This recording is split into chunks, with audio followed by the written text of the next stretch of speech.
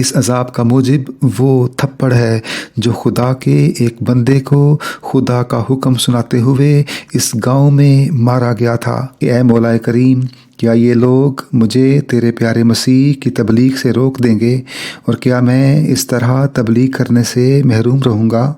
یہ دعا میں بڑے اضطراب اور قلق سے مانگ رہا تھا کہ مجھے جائے نماز پر ہی غنودگی سی محسوس ہوئی اور میں سو گیا۔ سونے کے ساتھ ہی میرا غریب نواز خدا مجھ سے ہم کلام ہوا اور نہایت رافت اور رحمت سے فرمانے لگا، وہ کون ہے جو تجھے تبلیغ سے روکنے والا ہے؟ اللہ بخش نمبردار کو میں آج سے 11ویں دن قبر میں ڈال دوں گا۔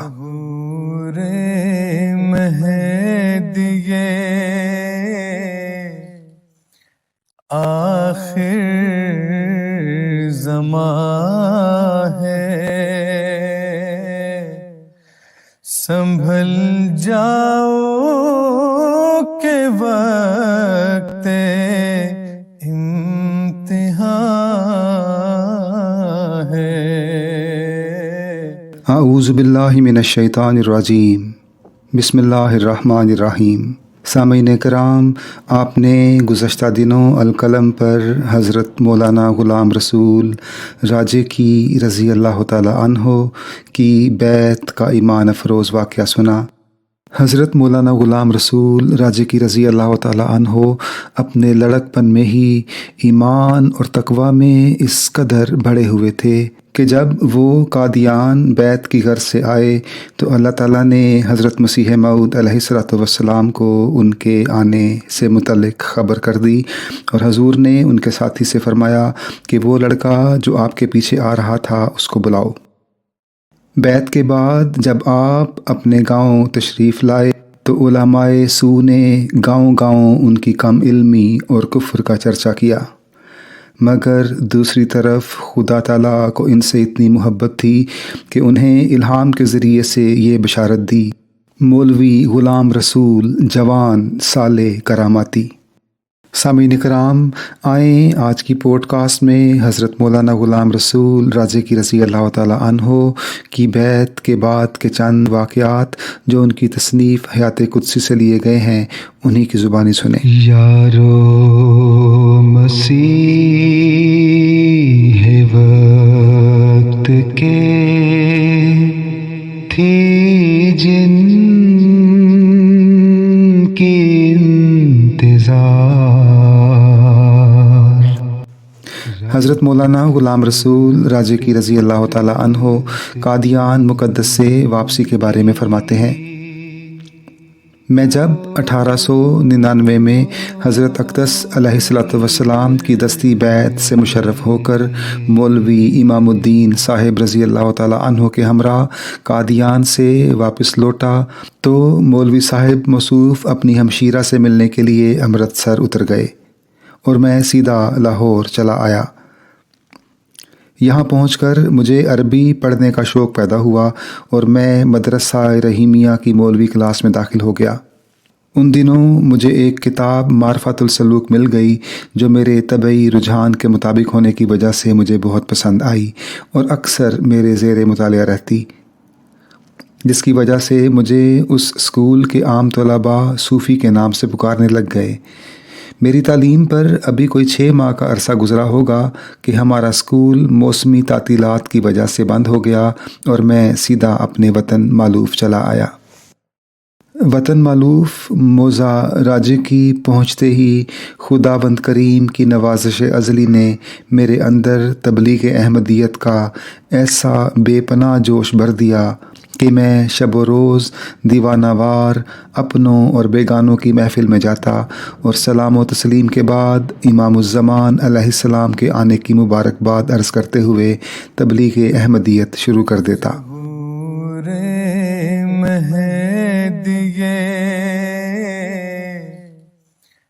آخر زمان ہے، جب گرد و نواح کے دیہات میں میری تبلیغ اور احمدی ہونے کا چرچا ہوا تو اکثر لوگ جو ہمارے خاندان کو پشت ہا پشت سے ولیوں کا خاندان سمجھتے تھے مجھے اپنے خاندان کے لیے باعث ننگ خیال کرنے لگ گئے اور میرے والد محترم اور میرے چچاؤں کی خدمت میں حاضر ہو کر میرے متعلق طعن و تشنیع شروع کر دی۔ میرے خاندان کے بزرگوں نے جب ان لوگوں کی باتوں کو سنا اور میرے عقائد کو اپنی آبائی وجاہت اور دنیوی عزت کے منافی پایا تو مجھے خلوت و جلوت میں کوسنا شروع کر دیا۔ آخر ہمارے ان بزرگوں اور دوسرے لوگوں کا یہ جذبہ تنافر یہاں تک پہنچا کہ ایک روز یہ لوگ مولوی شیخ احمد ساکندھرے کا تحصیل پھالیا اور بعض دیگر علماء کو ہمارے گاؤں لے آئے۔ یہاں پہنچتے ہی ان علماء نے مجھے سینکڑوں آدمیوں کے مجمع میں بلایا اور احمدیت سے توبہ کرنے کے لیے کہا۔ میری عمر اگرچہ اس وقت کوئی 18-19 سال کے قریب ہوگی، مگر اس روحانی جرت کی وجہ سے جو محبوب ایزدی نے مجھے مرحمت فرمائی تھی میں نے ان مولویوں کی کوئی پرواہ نہ کی، اور اس بھرے مجمع میں جہاں ہمارے علاقے کے زمیندار اور نمبردار اور ذیلدار وغیرہ جمع تھے ان لوگوں کو سیدنا حضرت مسیح موعود علیہ السلام کی صداقت کے دلائل سنانے کی کوشش کی، لیکن مولوی شیخ احمد اور ان کے ہمراہیوں نے میرے دلائل کو سننے کے بغیر ہی مجھے کافر ٹھہرا دیا، اور یہ کہتے ہوئے کہ اس لڑکے نے ایک ایسے خاندان کو بٹا لگایا ہے جس میں پشت ہا پشت سے ولی پیدا ہوتے رہے ہیں اور جس کی بعض خواتین بھی صاحب کرامات و کشوف گزری ہیں، تمام لوگوں کا میرے ساتھ مقاطعہ کر دیا۔ اس موقع پر میرے بڑے چچا حافظ برخوردار صاحب کے لڑکے حافظ غلام حسین جو بڑے دبدبا کے آدمی تھے کھڑے ہوئے اور میری حمایت کرتے ہوئے ان مولویوں اور ذیلداروں کو خوب ڈانٹا۔ لوگوں نے جب ان کی خاندانی عصبیت کو دیکھا تو خیال کیا کہ اب یہاں ضرور کوئی فساد ہو جائے گا، اس لیے منتشر ہو کر ہمارے گاؤں سے چلے گئے۔ اس فتویٰ تکفیر کے بعد مجھے لا الہ الا اللہ کی خالص توحید کا وہ سبق جو ہزارہا مجاہدات اور ریاضتوں سے حاصل نہیں ہو سکتا تھا، ان علماء کی آشوب کاری اور رشتہ داروں کی بے اعتنائی نے پڑھا دیا، اور وہ خدا جو صدیوں سے عنقا اور ہما کی طرح لوگوں کے وہم و گمان میں تھا، سیدنا حضرت مسیح موعود علیہ السلام کے عہد نبوت کے توسط سے اپنی یقینی تجلیات کے ساتھ مجھ ذرائع حقیر پر ظاہر ہوا۔ چنانچہ اس ابتدائی زمانے میں جب کہ یہ علماء سو گاؤں گاؤں میری کم علمی اور کفر کا چرچا کر رہے تھے، مجھے میرے خدا نے الہام کے ذریعے سے یہ بشارت دی: مولوی غلام رسول جوان صالح کراماتی۔ چنانچہ اس الہام الہی کے بعد جہاں اللہ تعالیٰ نے مجھے بڑے بڑے مولویوں کے ساتھ مباحثات کرنے میں نمایاں فتح دی ہے، وہاں میرے ذریعے سیدنا حضرت امام الزمان علیہ السلام کی برکت سے انظاری اور تبشیری کرامتوں کا اظہار بھی فرمایا ہے، جن کا ایک زمانہ گواہ ہے۔ انہی ایام کا ذکر ہے کہ میں ایک مرتبہ موزہ گڑھو جو ہمارے گاؤں سے قریباً 1.5 کوس کے فاصلے پر واقع ہے گیا۔ چونکہ اس گاؤں کے اکثر لوگ ہمارے خاندان کے حلقہ ارادت میں داخل تھے، اس لیے میں نے یہاں کے بعض آدمیوں کو احمدیت کی تبلیغ کی، اور واپسی پر اس موزہ کی ایک مسجد کے برآمدے میں اپنی ایک پنجابی نظم کے کچھ اشعار جو سیدنا حضرت مسیح موعود علیہ السلام کی آمد سے متعلق تھے لکھ دیے۔ اتفاق کی بات ہے کہ اس موزہ کا نمبردار چودھری اللہ بخش اس وقت کہیں مسجد میں طہارت کر رہا تھا۔ اس نے مجھے مسجد سے باہر نکلتے ہوئے دیکھ لیا۔ ادھر راستے میں یہاں کے امام مسجد مولوی کلیم اللہ نے بھی مجھے دیکھا۔ جب یہ دونوں آپس میں ملے تو انہوں نے میرے جنون احمدیت کا تذکرہ کرتے ہوئے مسجد کے برآمدہ میں ان اشعار کو پڑھا، اور یہ خیال کرتے ہوئے کہ اب ہماری مسجد اس مرزائی نے پلید کر دی ہے، یہ تجویز کیا کہ 7 مضبوط جوانوں کو میرے پیچھے دوڑایا جائے جو میری مشکیں باندھ کر مجھے ان کے پاس لے آئیں، اور پھر میرے ہاتھوں سے ہی میرے لکھے ہوئے اشعار کو مٹوا کر مجھے قتل کر دیا جائے۔ چنانچہ انہوں نے اس منصوبے کو عملی جامہ پہنانے کے لیے 7 جوانوں کو میرے پیچھے دوڑا دیا۔ مگر اس زمانے میں بہت تیز چلنے والا تھا، اس لیے میں ان جوانوں کے پہنچنے سے پہلے ہی اپنے گاؤں آ گیا اور وہ خائب و خاسر واپس لوٹ گئے۔ دوسرے دن اسی گاؤں کا ایک باشندہ جو والد صاحب کا مرید تھا اور ان لوگوں کے بد ارادوں سے واقف تھا، صبح ہوتے ہی ان کی خدمت میں حاضر ہوا اور سارا ماجرا کہہ سنایا۔ والد صاحب نے اس کی باتیں سنتے ہی مجھے فرمایا کہ جب ان لوگوں کے تیرے متعلق ایسے ارادے ہیں تو احتیاط کرنی چاہیے۔ میں نے جب یہ واقعہ اور محترم والد صاحب کا فرمان سنا تو وضو کر کے نماز شروع کر دی اور اپنے مولا کریم کے حضور عرض کیا کہ اے مولا کریم، کیا یہ لوگ مجھے تیرے پیارے مسیح کی تبلیغ سے روک دیں گے اور کیا میں اس طرح تبلیغ کرنے سے محروم رہوں گا؟ یہ دعا میں بڑے اضطراب اور قلق سے مانگ رہا تھا کہ مجھے جائے نماز پر ہی غنودگی سی محسوس ہوئی اور میں سو گیا۔ سونے کے ساتھ ہی میرا غریب نواز خدا مجھ سے ہم کلام ہوا اور نہایت رافت اور رحمت سے فرمانے لگا، وہ کون ہے جو تجھے تبلیغ سے روکنے والا ہے؟ اللہ بخش نمبردار کو میں آج سے 11ویں دن قبر میں ڈال دوں گا۔ صبح میں ناشتہ کرتے ہی موزہ گڈھو پہنچا اور جاتے ہی اللہ بخش نمبردار کا پتہ پوچھا۔ لوگوں نے کہا کیا بات ہے؟ میں نے کہا اس کے لیے میں ایک الہی پیغام لایا ہوں اور وہ یہ ہے کہ اللہ بخش آج سے 11ویں دن قبر میں ڈالا جائے گا۔ کہنے لگے وہ تو موزہ لالا چک جو گجرات سے مشرق کی طرف چند کوس کے فاصلے پر ایک گاؤں ہے وہاں چلا گیا ہے۔ میں نے کہا کہ پھر تم لوگ گواہ رہنا کہ وہ 11ویں دن قبر میں ڈال دیا جائے گا اور کوئی نہیں جو اس خدائی تقدیر کو ٹال سکے۔ میرا یہ پیغام سنتے ہی اہل محفل پر ایک سناٹا سا چھا گیا۔ اب وہ تقدیر مبرم اس طرح ظہور میں آئی کہ چودھری اللہ بخش ذات الجنب اور خونی اسحالوں سے لالا چک میں بیمار ہو گیا۔ مرض چند دنوں میں ہی اتنا بڑھا کہ اس کے رشتہ دار اسے لالا چک سے اٹھا کر گجرات کے ہسپتال میں لے گئے اور وہاں وہ ٹھیک 11ویں دن اس دنیا فانی سے کوچ کر گیا اور اسے اپنے وطن موزہ گڈھو کا قبرستان بھی نصیب نہ ہوا۔ فَاعْتَبِرُوا یا اولی الابصار۔ اس پیشگوئی کی اطلاع چونکہ موزہ گڈھو، موزہ سعد اللہ پور اور بعض دیگر دیہات کے آدمیوں کو پہلے سے پہنچا دی گئی تھی، اس کے عین وقت پر پورا ہونے سے اکثر لوگوں پر دہشت ستاری ہو گئی۔ ایسا ہی موزہ دودھرا میں جو ہمارے گاؤں سے جانب جنوب مغرب ایک کوس کے فاصلے پر واقع ہے، جب میں تبلیغ کے لیے جاتا تو وہاں کا ملا محمد عالم لوگوں کو میری باتیں سننے سے روکتا اور اس فتویٰ کفر کی جو مجھ پر لگایا گیا تھا جا بجا تشہیر کرتا۔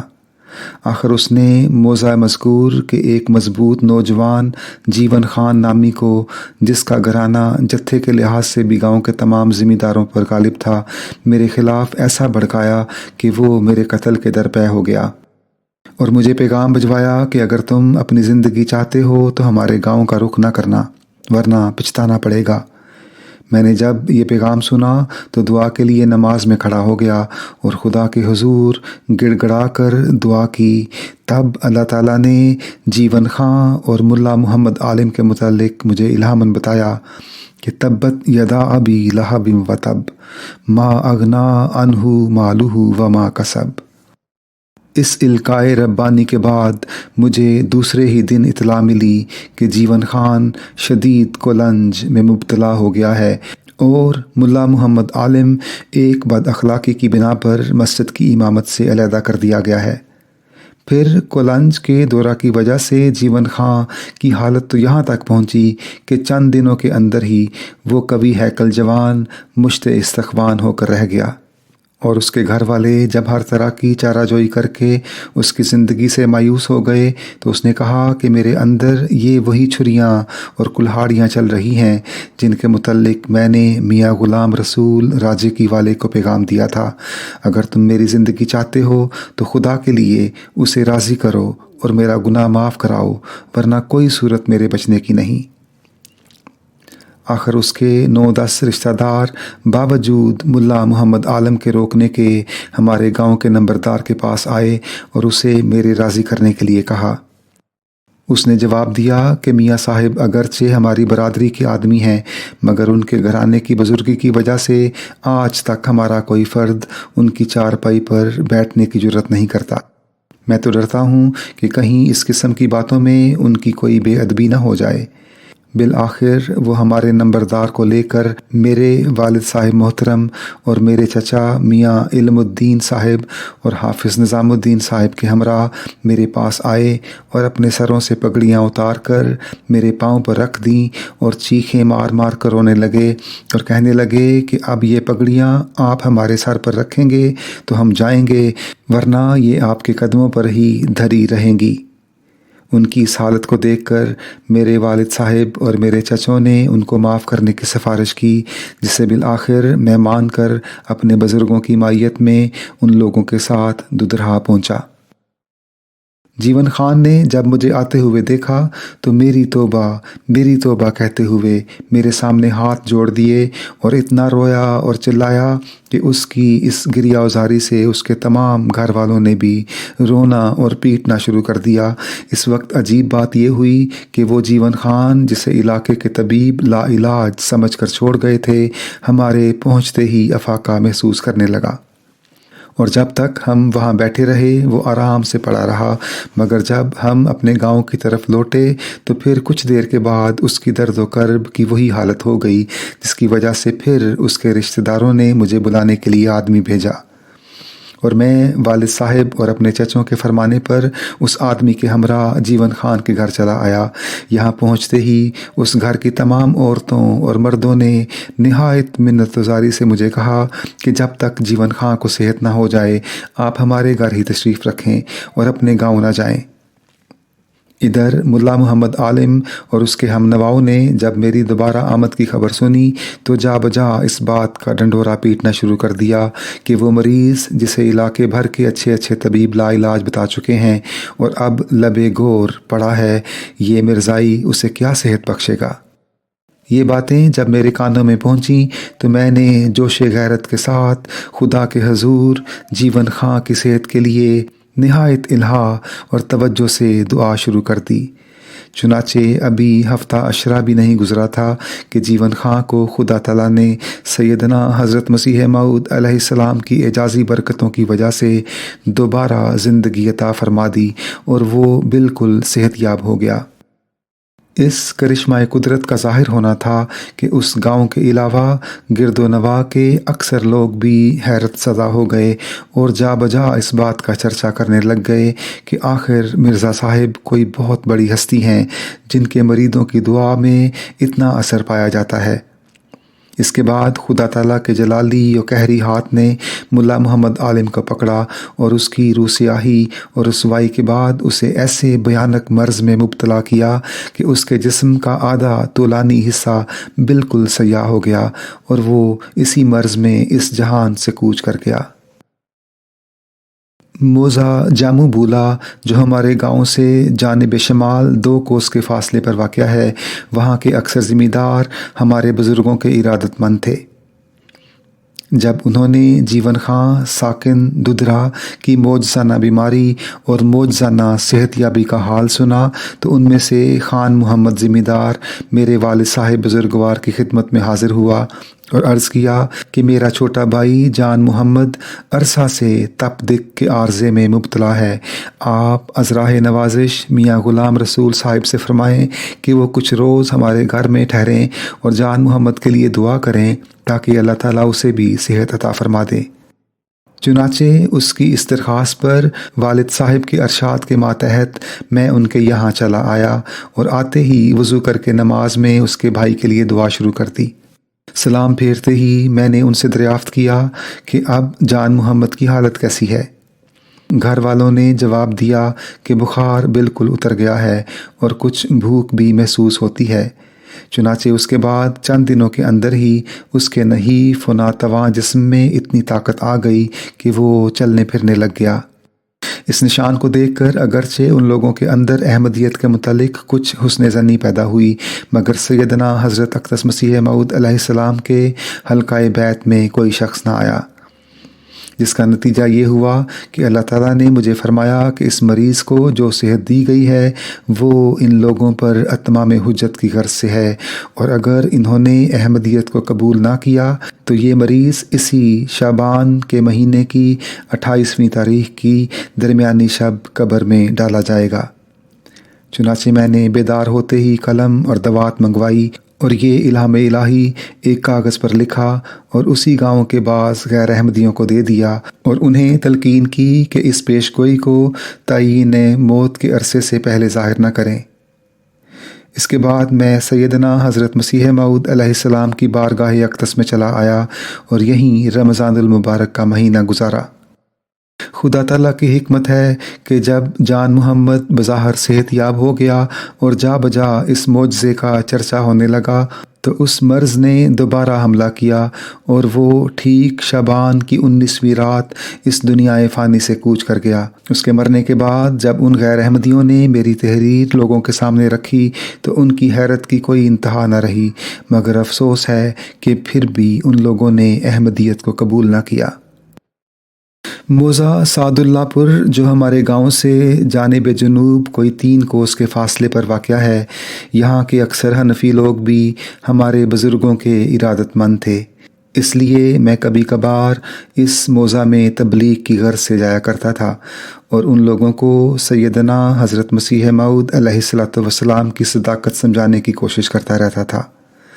اس موضع میں مولوی غوث محمد صاحب ایک اہل حدیث عالم تھے اور امرتسر کے غزنوی خاندان سے نسبت تلمذ رکھنے کی وجہ سے احمدیت کے سخت معاند اور مخالف تھے۔ میں نے ایک روز ان کی موجودگی میں ظہر کے وقت مسجد میں لوگوں کو احمدیت کی تبلیغ کی اور انہیں بھی سیدنا حضرت مسیح موعود علیہ السلام کی کچھ کتابیں اور رسالے مطالعہ کے لیے دیے۔ جب انہیں اس تبلیغ اور حضور اقدس کی کتابوں سے یہ علم ہوا کہ میں حضرت مرزا صاحب کو مسیح موعود اور امام مہدی تسلیم کرتا ہوں تو انہوں نے میرے حق میں بے تحاشا فحش گوئی شروع کر دی اور سیدنا حضرت مسیح موعود علیہ السلام کی ذات والا صفات کے متعلق بھی بہت گند اچھالا۔ میں نے انہیں بہتیرا سمجھایا کہ آپ جتنی گالیاں چاہیں مجھے دے لیں لیکن حضرت اقدس علیہ السلام کی توہین نہ کریں، مگر وہ اس سے باز نہ آئے۔ آخر چاروں ناچار میں تخلیہ میں جا کر سجدے میں گر پڑا اور رو رو کر بارگاہ ازدی میں دعا مانگی اور رات کو بغیر کھانا کھائے ہی مسجد میں آ کے سو گیا۔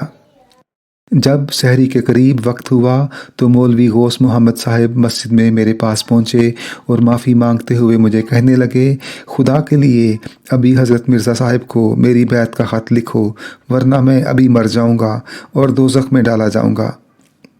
میں نے جب ان کی احمدیت کی طرف رجوع دیکھا تو حیران ہو کر اس کی وجہ دریافت کی۔ مولوی صاحب نے بتایا کہ رات میں نے خواب میں دیکھا ہے کہ قیامت کا دن ہے اور مجھے دوزخ میں ڈالے جانے کا حکم صادر ہوا ہے اور اس کی تعمیل کرانے کے لیے میرے پاس بڑی بھیانک شکل کے فرشتے آئے ہیں اور ان کے پاس آگ کی بنی ہوئی اتنی بڑی بڑی گرزیں ہیں جو بلندی میں آسمان تک پہنچتی ہیں۔ انہوں نے مجھے پکڑا ہے اور کہتے ہیں کہ تم نے مسیح موعود اور امام زمانہ کی شان میں گستاخی کی ہے، اس لیے اب دوزخ کی طرف چلو اور اس کی سزا بھگتو۔ میں نے ڈرتے ہوئے ان کی خدمت میں عرض کیا کہ میں توبہ کرتا ہوں، آپ مجھے چھوڑ دیجئے۔ انہوں نے کہا اب توبہ کرتا ہے اور مجھے مارنے کے لیے اپنا گرز اٹھایا، جس کی دہشت سے میں بیدار ہو گیا اور اب آپ کی خدمت میں حاضر ہوا ہوں کہ خدا کے لیے آپ میرا قصور معاف فرمائیں اور حضرت مرزا صاحب کی خدمت میں میری بیعت کا خط لکھ دیں۔ چنانچہ اس خواب کی بنا پر آپ احمدی ہو گئے اور اس کے بعد ہم دونوں کی تبلیغ سے اس گاؤں کے 20 مرد اور عورتیں سلسلہ احمدیہ میں داخل ہو گئیں۔ فالحمدللہ علی ذالک۔ انہی ایام کا ذکر ہے کہ میں نے رویا میں دیکھا کہ موضع راجے کی میں ہمارے مکان کی چھت پر اللہ تعالیٰ میری والدہ ماجدہ کے تمثل میں جلوہ فرما ہے اور مجھے مخاطب کرتے ہوئے فرماتا ہے، انا فتحنا لک فتحا مبینا۔ اس بشارت الہی کے بعد موزہ پادشاہانی ضلع جہلم کا مولوی احمد دین، جو احمدیوں کے خلاف لوگوں کو اشتعال دلانے میں حد درجہ زبان شر رکھتا تھا، موزہ خوجیاں والی، جو ہمارے گاؤں سے تقریباً 4 کوس کے فاصلے پر واقع ہے، آیا اور آتے ہی اس نے اپنی تقریر میں کہا، جن دیہات میں مرزائی پائے جاتے ہیں وہ اس کنویں کی طرح ہیں جس میں خنزیر پڑا ہوا ہو۔ بس اگر گاؤں والے گاؤں کو اور اپنے آپ کو پاک رکھنا چاہتے ہیں تو ان مرزائیوں کو نکال باہر دیں۔ اس قسم کی تقریروں کا سلسلہ جب کچھ روز جاری رہا تو لوگوں میں ہر طرف ہماری عداوت کے شعلے بھڑک اٹھے، اور ایک جمعہ کے دن جب کہ لوگ جمعہ پڑھنے کے لیے باہر سے بھی آئے ہوئے تھے، اور اس طرح سے موزہ خوجیاں والی میں گرد و نواح کے ہزارہا لوگوں کا اجتماع ہو گیا تھا، اس مولوی نے لوگوں کو احمدیوں کے خلاف بہت اشتعال دلایا۔ میں ان دنوں چونکہ تبلیغ کی غرض سے موزہ رجوع اور موزہ ہیلاں تحصیل پھالیا گیا ہوا تھا، اس لیے میرے بعد احمدی احباب اس مولوی کی فتنہ پردازیوں سے سخت خائف ہو گئے۔ آخر بعض مولویوں کے یقین دلانے پر کہ مرزائیوں میں سے کوئی بھی مجمع میں تقریر کرنے کی جرت نہیں رکھتا، جب مولوی احمد دین نے ہمارے احمدیوں کو مقابلہ کا چیلنج دیا، اس علاقے کے احمدیوں میں سے مولوی امام الدین صاحب اور مولوی غوث محمد صاحب رضی اللہ تعالیٰ عنہما نے ہمارے چودھری مولا داد وڑائچ احمدی ساکن لنگ کو میرے بلانے کے لیے موزہ ہیلاں بھیجا۔ چنانچہ میں اطلاع پاتے ہی گھوڑی پر سوار ہو کر موزہ خوجیاں والی پہنچ گیا، اور آتے ہی ایک عربی خط لکھ کر مولوی احمد دین کے پاس بھیجا، جسے وہ اپنی کم علمی کی وجہ سے پڑھنے سے قاصر رہا، اور جیب میں ڈالتے ہوئے میری طرف پیغام بھیجا کہ آپ یہاں آ کر ممبر پر چڑھ کر تقریر کریں۔ چنانچہ میں بما احباب وہاں پہنچتے ہی ممبر کے قریب گیا اور اسے کہا کہ آپ ممبر سے نیچے اتریں، میں تقریر کرتا ہوں۔ تو اس نے انکار کیا اور کہا کہ رسول کے ممبر پر کافر کو تقریر کرنے نہیں دوں گا، اور اس طرح اس نے مجھے تقریر کرنے سے روک دیا، اور حضور اقدس علیہ الصلوۃ والسلام کی کتاب ازالہ اوہام نکال کر انا انزلناہ قریبا من القادیان کے الہام پر اعتراضات شروع کر دیے، اور اس کی جہالت کا نمونہ یہ تھا کہ لفظ دائیں کو دائین بنون موقوف پڑا۔ جب میں نے جوابات دے کر لوگوں پر اس کی بے علمی کو واضح کیا تو اس نے اپنی خفت مٹانے کے لیے مجھے ایک تھپڑ مارا جو میرے منہ کی بجائے میرے امامہ پر لگا، اور وہ میرے سر سے کچھ سرک گیا۔ اس بدتمیزی کو دیکھ کر حاضرین میں سے چودھری جان محمد نمبردار وڑائچ اور چودھری ہست خان مانگٹ اٹھے اور اس مولوی کو بہت ہی ڈانٹا اور ملامت کی، اور جتنا مجمع تھا منتشر ہو گیا۔ اس موقع پر خدا تعالیٰ کے فضل سے چند منٹوں میں ہی سیدنا حضرت مسیح موعود علیہ الصلوۃ والسلام کا نام اور دعویٰ کا اعلان ہزارہا لوگوں تک پہنچ گیا، اور اس مولوی کی بے علمی اور بدتمیزی واضح ہو گئی۔ دوسرے دن جب مجھے معلوم ہوا کہ مولوی احمد دین ابھی اسی گاؤں کی ایک مسجد میں ہے، تو میں نے یہاں کے نمبردار چودھری جان محمد کو کہا کہ میں سیدنا حضرت مسیح موعود علیہ السلام کے دعویٰ کو قرآن مجید اور احادیث اور اسلام کی روح سے تسلیم کر کے اپنی ساری قوم اور آپ لوگوں سے مذہب کی بنا پر علیحدہ ہوا ہوں۔ اس لیے بہتر ہے کہ آپ لوگ مولوی احمد دین کو بلا کر میرے ساتھ گفتگو کرائیں تاکہ جس شخص کے پاس بھی سچائی ہے لوگوں کو معلوم ہو جائے۔ چودھری جان محمد نے کہا، بات تو معقول ہے، ہم ابھی مولوی احمد دین کو کہتے ہیں۔ چنانچہ انہوں نے جب مولوی احمد دین کو میرا یہ پیغام سنایا تو وہ کہنے لگا، مجھے معلوم ہوا ہے کہ اس موضع کے تمام ذمہ دار مولوی غلام رسول راجے کی قوم میں سے ہیں، اس لیے میں ڈرتا ہوں کہ یہاں کوئی فساد نہ ہو جائے۔ میں نے کہلا بھیجا کہ مولوی احمد دین جیسا بھی چاہیں اپنے امن و تحفظ کے متعلق تسلی کر لیں، مگر میرے ساتھ گفتگو ضرور کریں۔ اس کے بعد مولوی احمد دین نے گھوڑی منگوائی اور موزہ گڑھو بھاگ گیا، جہاں چند روز کے قیام کے بعد لوگوں کو معلوم ہوا کہ اسے آتشک ہو گئی ہے۔ پھر وہاں سے وہ اپنے وطن ضلع جہلم چلا گیا، اور دوبارہ ہمارے علاقے میں آنے کی اسے جرت نہ ہو سکی، اور سنا کہ وہ وہاں وطن میں جلد ہی مر گیا اور دنیا میں اسے رہنے کے لیے زیادہ مہلت نہ مل سکی۔ مولوی احمد دین کی اس شکست فاش کو دیکھ کر بھی جب موزہ خوجیاں والی کے لوگوں کی آنکھیں نہ کھلیں تو میں نے چند روز موزہ مذکور میں قیام کیا اور ان لوگوں کو سمجھایا، مگر پھر بھی ان لوگوں پر کوئی اثر نہ ہوا۔ تو میں نے رات خواب میں دیکھا کہ اس گاؤں پر طاعون نے ایسا حملہ کیا ہے کہ گھروں کے گھر ویران ہو گئے ہیں۔ چنانچہ ابھی کچھ دن ہی گزرے ہوں گے کہ اس خواب کی تعبیر وقوع میں آئی اور یہاں کے تقریباً 1100 آدمی طاعون کا شکار ہو گئے۔ لوگوں نے جب دیکھا کہ گرد و نواح کے دیہات میں بالکل امن ہے اور یہاں ایک قیامت برپا ہے تو ان میں سراسیمگی پیدا ہوئی اور آپس میں کہنے لگے آخر اس عذاب کی کیا وجہ ہو سکتی ہے۔ اس وقت ایک آدمی نے بتایا کہ میں نے رات خواب میں دیکھا ہے کہ لوگ اس تباہی کے متعلق چہم گوئیاں کر رہے ہیں، تو ایک بزرگ انسان یا فرشتہ ظاہر ہوا ہے اور اس نے بتایا ہے کہ اس عذاب کا موجب وہ تھپڑ ہے جو خدا کے ایک بندے کو خدا کا حکم سناتے ہوئے اس گاؤں میں مارا گیا تھا۔ فَاعْتَبِرُوا یا اولی الابصار۔ اللہم صلی علی محمد وعلی آل محمد وبارک وسلم انک حمید مجید۔